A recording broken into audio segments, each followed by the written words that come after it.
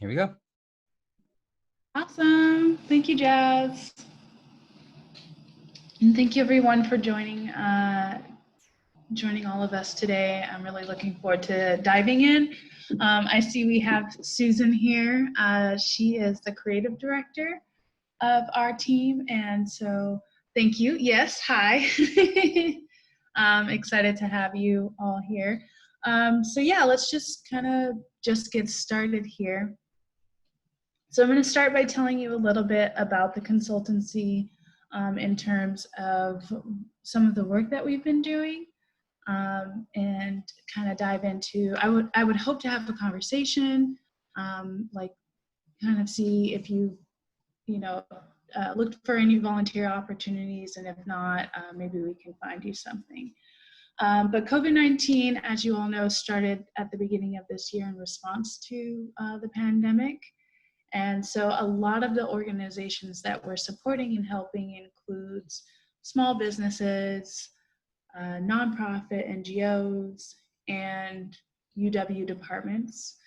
Some clients that we've had, well, a lot of them actually are from South Seattle, particularly those that, did not get as much support as, would have been ideal given the environment that we're in. So a lot of small businesses have reached out to us in terms of like getting additional support and resources. What we found is that a lot of these organizations, their bandwidth, their capacity is limited. They don't have as much resources during this time. And as I'm sure a lot of us are working more now than we did before. And so we found that a lot of clients are seeking additional support, whether it's having a clearer idea about how to communicate online, or accessing resources in terms of volunteers to help them support their initiatives and move forward. We say this every meeting, but we're hoping to help organizations during this time not only survive, but thrive. That is a key part of what we're doing here. So that's one aspect of it, is we are talking to organizations pretty much every week and just identifying what their needs are. And then basically identifying like some of their digital aspects, how they're presenting online, and then offering suggestions, and then kind of seeing if they have additional needs or aspirations for connection, whether it's communicating internally or externally, whether it's an event or it's a fundraiser, or they're trying to get more volunteers. It can vary. And that's something to consider, particularly for us as students. I found personally through my experience volunteering that you get access to, to work with, these organizations, and they have connections amongst other connections. So it's actually been really nice to volunteer and then get connected to other organizations I would not have. I've found out about many different coffee shops, like restaurants and things of that nature, by working with an urban farm. She provides produce and things like that to nearby small businesses and chefs. So it's been really cool to network in that way. And so that's just like an example of what volunteering could include. So that's been a lot of fun. And then I'll jump back and come back to that point. But other elements that are interesting for COVID-19 is that we're also doing events. So if you haven't seen them pop up, I would hope that you'd be able to access our upcoming events. And I am just going to pull up our upcoming events here, which is going to be happening next week on the 14th. And then the following week, we have another event happening on the 21st. They both occur at 7 and they last about an hour. I'm going to give you the specific details. This one coming up on Friday is going to be covering social justice, which I think would be an excellent opportunity to learn more, particularly how to communicate during this time. So let's see here, I'm just gonna pull it up. So basically our conversation will focus on the experiences of local media producers, of writers, of activists, of policy advocates to talk about the effective ways of supporting the Black community through communication and communication leadership. So that is happening on August 14th, that's a Friday, 7 to 8 p.m. Pacific Standard Time. And then I will put this event in the chat.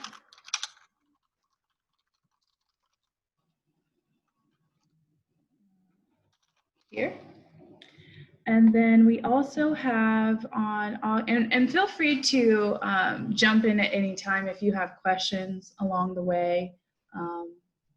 Yeah, I would hope that this would be more of a conversation rather than me talking at you. So yes, please jump in if you have any questions. The next event that we have coming up is going to be on August 14th, and then following that we have another event on August 21st, same time, 7 to 8. In this event, we will have our speaker Jennifer Davies and our client MCC Othello, where we will focus on creating a comprehensive communication strategy that focuses on content creation. And so it's basically like a case study. It'll be an excellent opportunity if you're looking to learn more about how to do that. That is in the chat. So please feel welcome to sign up if that is something that is of interest to you. That is one leg of what we're doing here. Another aspect of COVID-19 consulting includes basically supporting organizations as a team, which has been fun. So for example, we have upcoming a live music festival through Bad Habit Media, and basically it's a live music show. And so basically you can come, you can listen to different artists and just kind of enjoy. There will be a virtual food truck, so you can order food and have it delivered if that's something that you like. And this effort is to support local Black artists during this time. And so we are hoping to support them through not only exposure, but also through donations. So that is coming and being built at this time. So you guys are some of the first to hear about that. So yeah, look out for that. It'll be a lot of fun. I know Mo is also a part of that project. And so I know that she's also helping with supporting this initiative. So if you have questions, we are here to answer them. But as the details roll out, we hope to provide that to you. And so that's an arm of the consultancy, is basically doing these larger projects and supporting organizations. We also have put on events particularly for a larger NGO organization, whether it's about event planning or it is about content strategy. Actually, in fact, I think the content strategy event that we're having is due to requests for that. So a lot of it is kind of like we're learning as we're going and then providing those resources. So that's pretty much what we're doing as a consultancy, as a team. Let's see here. I definitely would like to kind of talk about like volunteering, because I know like during this time there is limited opportunities in terms of like finding a job or finding internship opportunities. And if that is you, I would highly recommend considering volunteering. I know that it's not, sometimes, in most cases, it's not paid. But the beauty of that experience is that you can build experience. You can network and get to know the organization. For some people, they've stayed on and they've gotten paid. Some people you might network and be able to get connected to another gig that's paid. So really, it's just an opportunity to expand your network during this time, which is great because everybody's home. So you can pretty much talk to anyone that you really desire that is connected to your interest if you really want to. And we do have a volunteer link. I will provide that to you. I'll probably provide it to you, Jazz, after this meeting. I don't have it directly unless Susan has it for volunteers. And so if you are interested in doing something like that, just getting some experience under your belt, then I highly recommend signing up as a volunteer, and we will reach out and connect you to organizations that fit within your interest. I particularly, for example, wanted to learn more about brand development, and thank you, Susan. Yes, the link is in the chat to sign up to be a volunteer for us. But just as like my experience as an example, I wanted to learn more about brand strategy. So I actively looked for opportunities to do that for organizations that were looking to improve their brand story, their mission, and their values during this time to be more clear. And I can honestly say that this experience I've able to put on my resume, I've able to put on my CV, and I think it looks really great when you are looking for a job or an internship moving forward.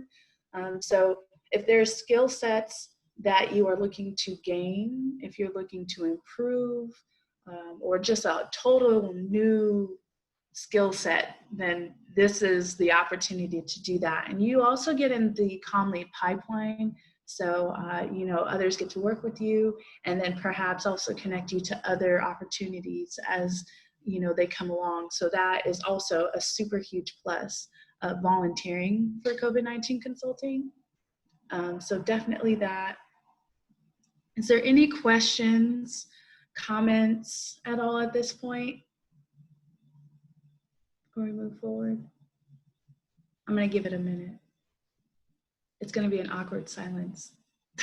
I always find that these, that's the tough part about the Zoom stuff, is that in person, someone can just raise their hand, but here, people want to give a few seconds to see if anyone else has a question. So I'm just going to dive right in because I do have a question. I'm looking at your events, the content strategy one and the social justice one. And I think what I've loved about the consultancy is that you all have such a great range. Like, you're doing events, but you're also doing the consulting work with other organizations. What inspired these two specific events? I mean, one I can kind of clearly think is charged by our nation's state of like racism and racial justice. But I also would just love to hear what other parts of it that I might be missing in terms of like why these two events specifically. Yeah, that's such an excellent question, Jazz. When we first started, it was all about COVID-19. It was, you know, how do we help people communicate about COVID? You know, if it's a restaurant, you know, how do you communicate that you have conditions that are, you know, COVID-19 approved kind of thing. But, you know, the killing of George Floyd really shifted what we were doing in such an interesting way. We found that a lot of organizations were not only concerned about, you know, COVID, they kind of intertwined in such a way too, because, you know, you have a bunch of people that are, especially if the organizations are in downtown Seattle, when all, you know, with the protests, it was like, okay, we want to support the community, but, you know, we also want to be open. Or we want to try to reopen. How do we do that? How do we communicate that? And how do we show that we are alongside the Black community during this time? So it seemed like it was a natural pivot to include both. And they were intertwined in many ways that we couldn't separate COVID-19 from the Black Lives Matter movement. It seemed like they both had to be addressed when we were having our consultations with different clients, because that was at the forefront of their minds. So yeah, I don't know what the reasoning is for each organization or the intention of such, but I can, honestly say that I did see, a lot of the organizations just noticed that they did have to. They couldn't just talk about COVID. Otherwise, I think it kind of speaks to that issue of relevancy. It's like, okay, you're talking about COVID, but that's not fully relevant in terms of like what we're all experiencing as a community. And I think that by talking about the Black Lives Matter movement, in addition to COVID, it just kind of like put them at the forefront, like they are aware of what's going on. And that's another thing is, I think that was a primary concern for some organizations, was not being tone deaf. If they just talk about COVID, it just seems like they're kind of ignoring the other issue that's happening, which it doesn't seem like a lot of people are actually interested in just hearing like one aspect. It kind of has to be both, is what I got the sense of, and in my experience. Yeah, great question. Cool. Any other questions? Nope. I don't, let's see here. So I did want to talk about volunteering, but I also did want to talk about organizations as well. Even if you have like your own small business thing going on, or doing freelancing of some sort, and you need some support. Maybe you have a website. Maybe you're trying to decide like, what should I talk about on social media? How do I make myself relevant? How do I make sure that I'm communicating well during this time and that people are able to access my information and go through all these communication channels and it's clear what I do? Then I would highly recommend filling out a request for a communication consulting form. That is on our website. I will put the link to our website in the chat.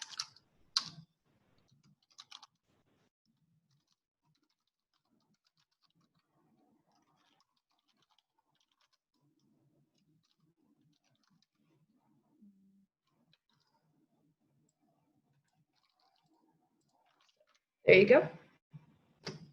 And so, so if there is, something that you're looking to get some support on, maybe you need some help, maybe you need a volunteer, I would recommend just filling out the consulting form, and then we will reach out to you and find a time that works best. Usually it's about a 30-minute initial consultation.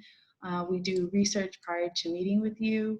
And then we dive into the communication challenge, in addition to looking at your social media platforms and website. So that is an element there.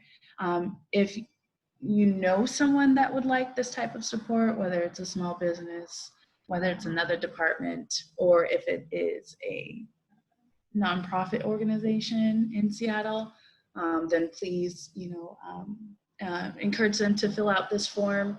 We have had clients from New York. We had someone from Dubai. So it looks like our reach is out there, which is really great for the Comm Lead team. So that's what's happening. Let's see here.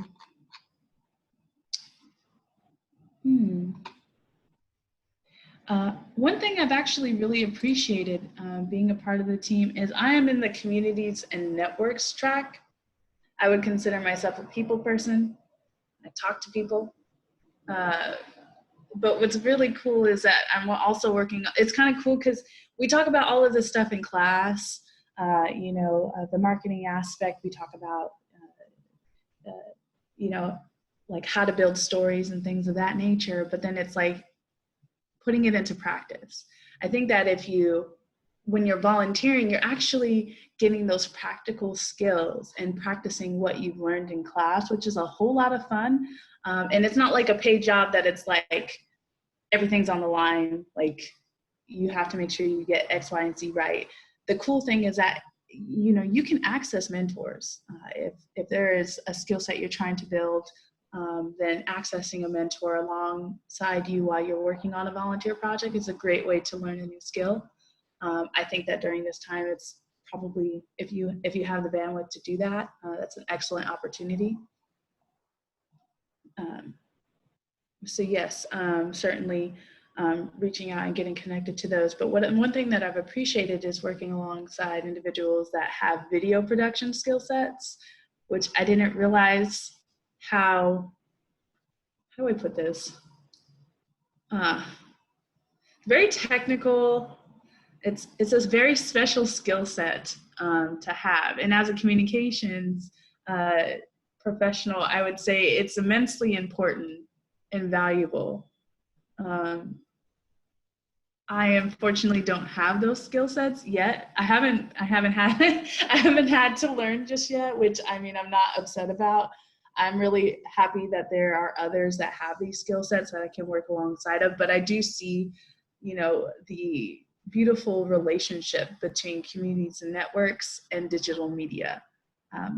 Like for example, we went to this urban farm in South Seattle to do a video to capture mask wearing, which I'll talk about another project shortly. But it was really cool because you see Isabel, cohort 19er, like there helping with like capturing B-roll, helping with interviews. And I'm literally there talking to people, like asking them, hi, like, would you mind speaking to us for a video, being a short interview? I would often, you know, tell them the questions, answer any questions that they have, and just kind of like prompt and talk to people, which was actually really cool. And so you kind of like I got to see how the two work well together. The video is still in production, but it's coming. And I would say it actually came out really well. And it was actually really cool though, the whole aspect of like putting your skill sets of what you're learning in class into practice. And yeah, I mean, it's nice because also too, I got to get outside. So that's a key point too. Like when you're volunteering, you might have opportunities, you get to go outside and maybe wear a mask. Well, not maybe, wear a mask. Maybe wear a face shield if you want. I know I've seen some people doing that. My doctor is doing that. All the doctors are doing that at UW, which is kind of cool, where these little shields they're putting all over their face. But it actually might also serve as a way of like how we might transition back to being together again. It's just like mask wearing and maybe shield wearing if that feels comfortable to you. But this opportunity would have not been available had I not volunteered. And I think that's the key point, is getting out there, especially if you're at home all the time and you're really looking for something new, or like, you know, you have extra time, you know, definitely thinking about volunteering might be an excellent way to do that and utilize your time during this period of our lives. Who knows where it could lead. So, yep, that's a major point there. Let's see. Susan, feel welcome to jump in if there's anything else you think I should mention. We have a whole hour.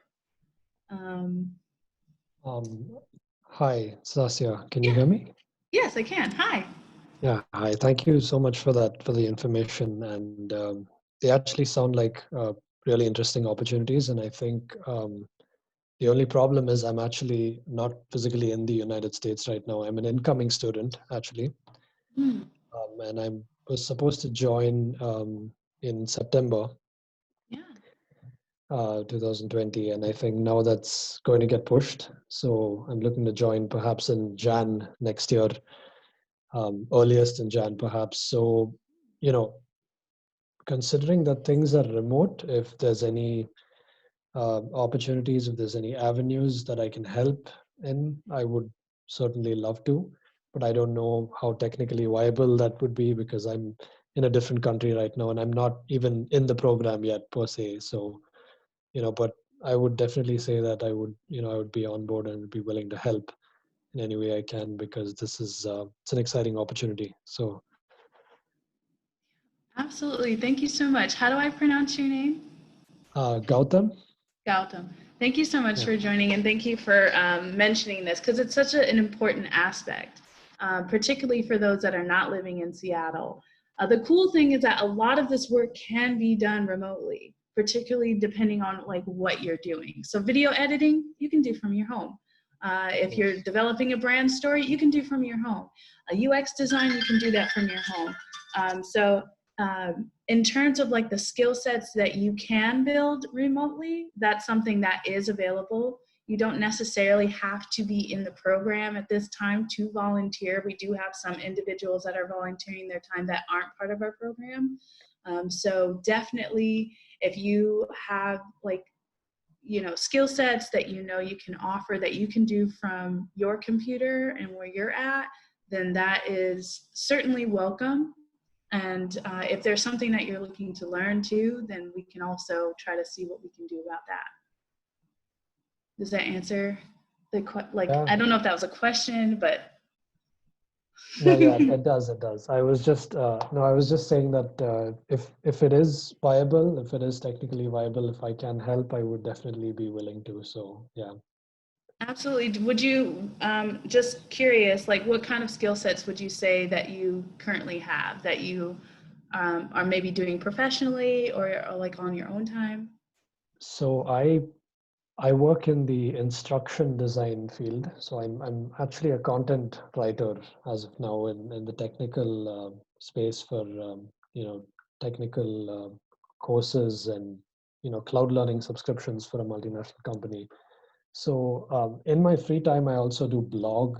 So I think that would probably be the first thing that would come to mind. Helping with blogs and just web content perhaps, which I guess can be done remotely. I mean, I've also been working remotely right now with my organization. So yeah, it sounds like something that's doable. Definitely doable. We do have clients that do need help with writing, whether it's blog post or just like the copy on their website or newsletters. So that skill set is immensely important.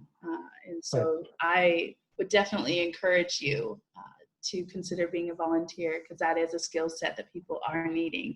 Some people just don't know what to say and like how to communicate it clearly and concisely.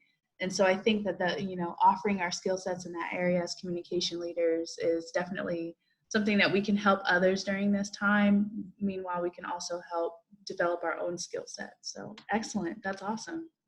Sure, yeah. Cool. Thank you. Thank you. I might also just throw in there as well, Gautam, that we actually have several students who are not in the United States who are already volunteering for us. And that are in the same position as you, meaning that they are incoming students that are not actually connected to the program yet, but they've been accepted, that are already volunteering. And so in some cases, depending on your skill sets and your confidence level, we may pair you with a mentor just so that you have someone to bounce ideas off of. So we do have that opportunity available as well. But for most students with the small businesses and nonprofits that we're pairing you with, it's really just a matter of just getting your feet wet, and the work that you provide to them is going to be enriching to them pretty much no matter what, because they really just need the help. Most of them lack bandwidth considerably and just aren't able to pay people to do the positions that we're providing volunteership for. So yeah, if you have skills and you would like to, and you're okay having some weird work hours just to fit the, trying to be with clients in the States. Oh yeah, it's actually 12:30 a.m. in my country right now. So you know that. Oh, yeah, sure. That sounds interesting though. I will definitely check out these opportunities. Yeah, thank you. Sweet. Awesome. Thank you so much, Susan. Cool. Is there any other questions at all?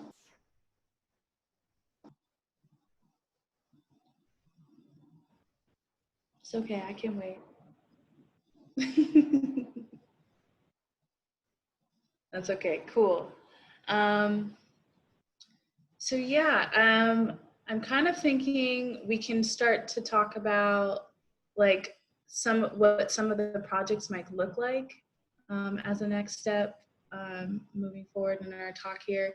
So I was kind of talking about my experience learning more, particularly with the digital media track. For example, I know like some organizations are interested in doing like live events or events in general, and that's a huge thing right now. People are really just trying to connect.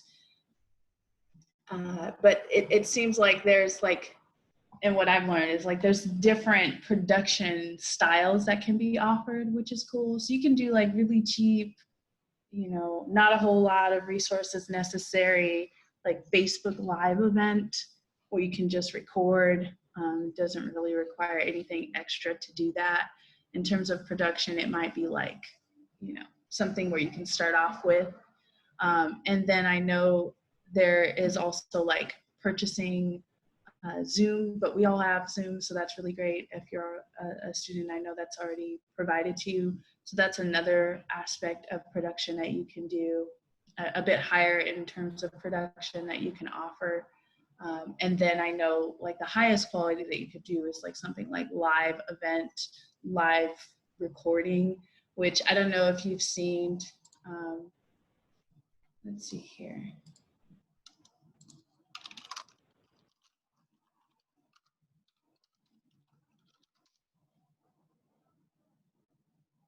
Let's see here. I know that we had Hanson doing an event with Susan over, I think it was the spring, Center for Informed Public. So that would be something that would be considered like a higher production quality, for example. And so like these elements that I'm learning about is great, but it's kind of cool because if you are interested in the digital aspect of it, you have opportunity to kind of explore like how do you do a Facebook Live event? And it's not just putting on the event. It's like, how do you connect with people before? How do you connect and engage people during? And how do you connect with people following the event? I just learned about LinkedIn Live. That is a whole thing you can apply to do, which apparently you can't just like turn it on like you can with, you know, Instagram, for example. Like there's a whole process you have to go through to do that. So there are different like aspects of like in terms of like digital media that you could get exposed to, which is a whole lot of fun. I know that there's editing that's needed, part of that too. So as you all know, like these projects require multiple touch points. So I would think about, you know, what areas I might want to learn more about, refine my skills or improve, and then consider that when responding to the volunteer form, for sure. So yes, I'm gonna pivot just a little bit and talk to you about another project that I was connected to through my volunteering, which is Restart Partners. They are basically a nonprofit that was created through our very own UW faculty. Some are in the public health department, some are in the business department, and then they have us in the communication department. And the mission of Restart Partners is first to influence behavior change surrounding mask wearing, particularly for those communities that may not already have adopted mask wearing. And then we also provide mask donations as well. So if you do have someone in mind that you know, maybe there's an organization that you know of that could use some mask donations, because I know King County was offering them and then it kind of became difficult to access because they ran out. I'll put the link in the chat to the website for Restart Partners. And so This project, I would say, is another arm of COVID-19 consulting, because we are supporting the communication element of that. And so what's really cool is that Facebook gave us like quite a sum of ad money to kind of play around and see what type of ads work best for different communities, like which respond well. One thing that we're learning is that the carrot works better than the stick. Like if you look online, if you go on your social media, a lot of like the mask wearing is kind of like, you better, you should, if you're not, you know, and it kind of makes you feel bad a little bit. And unfortunately, like the truth of the matter is that we all have to wear masks. We all know we have to wear masks, but nobody's sharing that content. Nobody's like, you know, unless they're like really like mask wearing for the win and they're dedicated to that mission. But for the most part, a lot of us are not sharing that type of content, like wear your mask kind of thing, because we already know we have to wear our masks.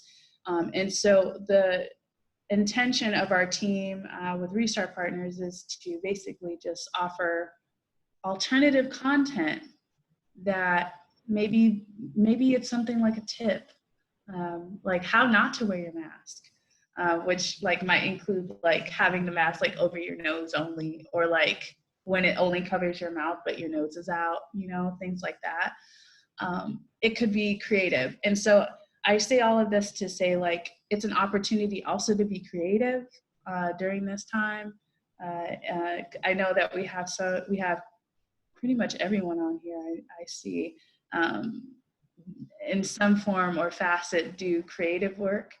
And so that's really cool, because it's really thinking outside the box.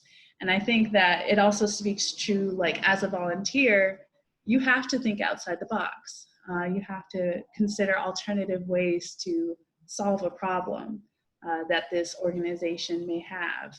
And so I think that's the beauty of calling ourselves communication leaders, is that, you know, we not only show up with our skill sets, whether it's writing, you know, whether it is video production, whether it is photography, whether it is illustrations, whether it is having a small business and social and communication consulting. You bring along those skill sets, but then you also are able to be really, really creative about how you resolve challenges or the issue that the organization might have. And I think that the duality of having those two elements makes volunteering a whole lot of fun. It doesn't feel like work so much to me personally, because I get excited about learning new skills, but definitely offers quite a bit of opportunity there in terms of like the dimensions of the type of projects that you would be working on. And then of course, you know, volunteers are followed up with by Susan and Evelyn. I do reach out and follow up with the organizations to see how things are going. So like once you start volunteering, it's not like we you know, let you loose and then you don't hear from us again. Like we just make sure that we stay in contact and that you can reach out and contact us if you have any trouble or challenges or need support. Maybe you need a second person to help you. Whatever it might be, we are continuing to also support you throughout your journey as a volunteer. So that is also something that is a part of it. Cool. I mean, that pretty much covers everything that I wanted to share today. I know we have a couple of people that have worked on the team. I'm wondering if maybe you might want to share your experience if we don't have questions. It's kind of something to consider.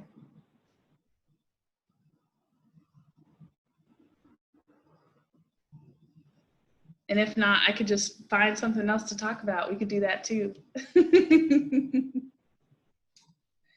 I'll give you a minute. Do you have like this might be throwing it out there a little bit, but like, do you have like a dream organization that you hope will contact the consultancy that you that you might want to work with? I'm curious.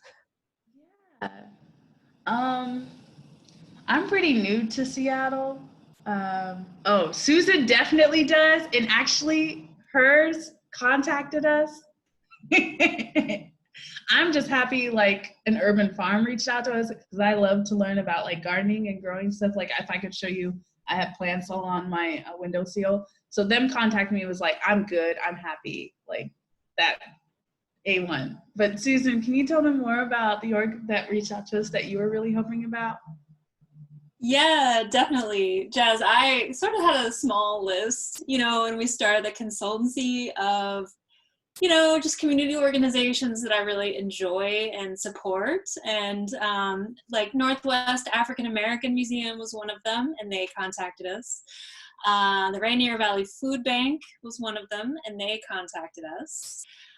We have Earth Corps coming up, which I'm kind of excited about. So that's another big one. We've also had some others that, like Patty Pan Cooperative, they didn't actually work out because they had gotten a marketing firm and weren't allowed by license to contact us. So that was a fall through, but they still contacted us. So I felt good about that. Yeah, but so those are just a few, but we've definitely, yeah, and it was exciting to see the ones that weren't from Seattle as well. We've had some as well from like Eastern Washington and as Stacy said, like New York and India. So yeah, that's been exciting. And that was actually even above my bar. So, but yes, definitely. I'm trying to think if there's anyone else on my list that hasn't yet at this point. But yeah. That's a good question. Thanks for asking. Y'all, I'm filled with questions for real though. I think that you all are doing some great work, and I'm busy doing other Comm Lead stuff that I haven't been able to kind of check in. But I got another question that I've got then, since I'm right here with you all, is, oh shoot, I just lost it. It was a good one though. It was a good question. Oh, but what's been like one common strategy you've been providing to organizations? And maybe something that like kind of across the board has been a really good strategy that everyone should be taking up on, or everyone seems to not be doing that you've been able to like offer. And then on top of that, what has been maybe like the most creative like strategy that you all might have come up with for a particular organization? I think the former Susan, you would be great to answer that question, like the most common. I would say the most creative, though, has been Shelterfest. I think that is uber creative. Like, how do you have a music festival in your house? And then this virtual food truck, like what? I can have food delivered to me? That's cool. And I'm supporting, a community that really needs support during this time? Yes. So I would say, yeah, that is the most creative that we've been a part of. And I'm just excited to see how it unfolds and continuing to be creative. But maybe Susan can speak maybe to both if you'd like. Yeah, sure. So let's see, most common, I think some of the most common issues that we run into with people are, oh goodness, the website. A lot of people don't understand what good navigation is or really understand user experience for people who are coming to their website to find information. So we actually do provide quite a bit of content around that, around sort of understanding how people need to access information. Different people have user access issues, so making sure that they're meeting those challenges. Hashtags is another one, particularly when you're using social media like Twitter or Instagram in particular, making sure that you're using those.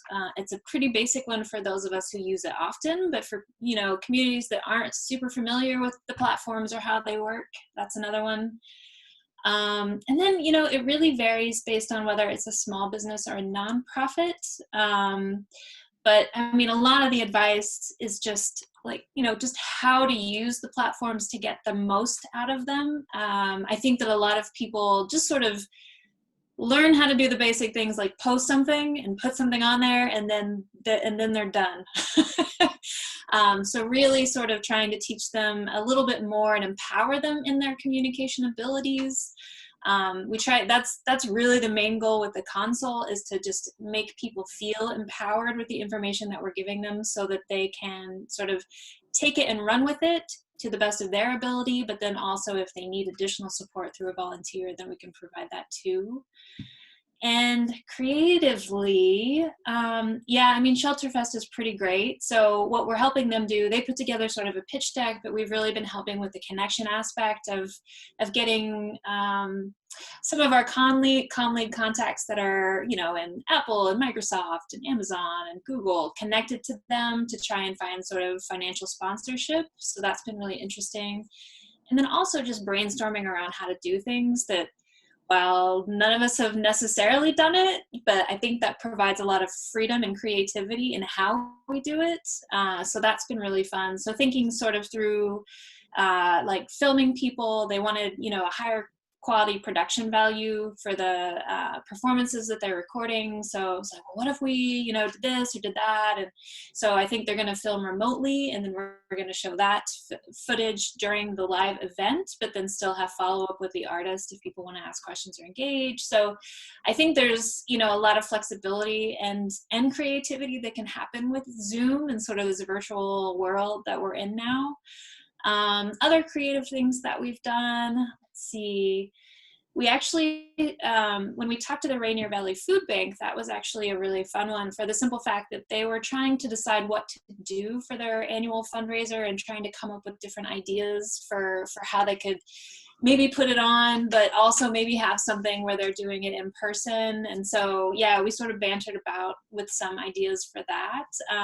Nothing specifically came out of it, but they did have a good idea of holding sort of a small series of events where people could actually gather within limits for COVID and bring their own chairs, but still they would put on something that provided enrichment to their community. So I thought that was really interesting. Yeah, I don't know. I think people are sort of taking it and running with it right now when it comes to sort of the idea of video and how to make that happen. So I think that's really creative, is just seeing the different ways that people are doing it and sort of how we're able to help, you know, brainstorm, I think is what we're doing. Cool, thank you. I have a question. Have you seen any changes in what people need from, you know, the beginning of the pandemic to now, when people are talking about rebound and, you know, stuff opening up? So have you seen any communication needs change, or people are still coming with the same requirements? Yeah, I would say there's been a little bit of change. Initially, I think everyone was a bit panicked. And so it was really about, you know, telling people to be transparent about what was happening with their business or their nonprofit, and really making sure that they had something on their website, particularly if they were a service-driven community, or their community required services from that organization or small business. And so I think for the most part, people have been pretty good about that now. And so now that the pandemic has been ongoing and people have sort of shifted into this weird normalcy with the pandemic, I think now, you know, okay, well, now we've done that. You know, now we have Black Lives Matter and standing up for racial justice. So I think the stress from the pandemic shifted into, okay, well, now how do I stand up for my community this way? So we've definitely seen that shift. And then now we're sort of reaching that time of the year when people realize that, oh no, like we're still in the pandemic and now we can't hold our fundraiser in person. So I think the shift we're seeing now is to, okay, well, how am I supposed to fundraise? So one of the communities that recently came to us and asked specifically for help is Washington Mesa, which is through the University of Washington. And so, yeah, they were just like, we have no idea, like, what do we do? So, you know, we're going to help them plan their sort of fundraiser this fall. So that's something that we have to look forward to. That's great. Yeah. Okay. Thank you.